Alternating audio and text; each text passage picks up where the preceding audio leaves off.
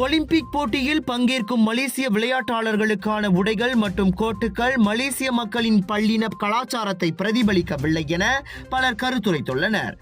ஒலிம்பிக்கின் தொடக்க விழாவிற்கான மலேசிய குழுவின் ஆடை பார்வைக்கு கவரும் வகையில் இருந்தாலும் பல இனங்களையும் கொண்ட மலேசியர்களின் ஒற்றுமை மற்றும் கலாச்சார உணர்வை அவை பிரதிபலிக்கவில்லை என்பதால் அது தோல்வியுற்றது என இளைஞர் மற்றும் விளையாட்டுத்துறையின் முன்னாள் துணை அமைச்சரான வான் அஹ்மத் ஃபைசால் வான் அஹ்மத் கமால் இணையதள பதிவேடு ஒன்றிடம் தெரிவித்திருக்கிறார்.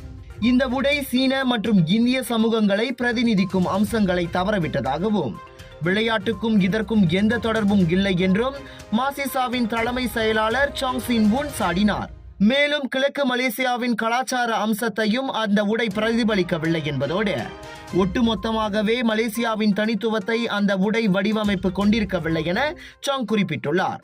இதனிடையே இந்த உடைகளை காட்சிப்படுத்த மாடல்களை விட விளையாட்டு வீரர்களை பயன்படுத்தி இருக்க வேண்டும் என உரிமை கட்சியின் பொதுச் செயலாளர் சதீஷ் முனியாண்டி பரிந்துரைத்துள்ளார். ஒலிம்பிக் உடை குறித்து பல்வேறு விமர்சனங்கள் இருந்த போதிலும் சில இணைய பயனர்கள் உடையை அதன் எளிமை, நேர்த்தி மற்றும் உன்னதமான முறையீட்டிற்கான பாராட்டில் உள்ளனர் என்பது குறிப்பிடத்தக்கது.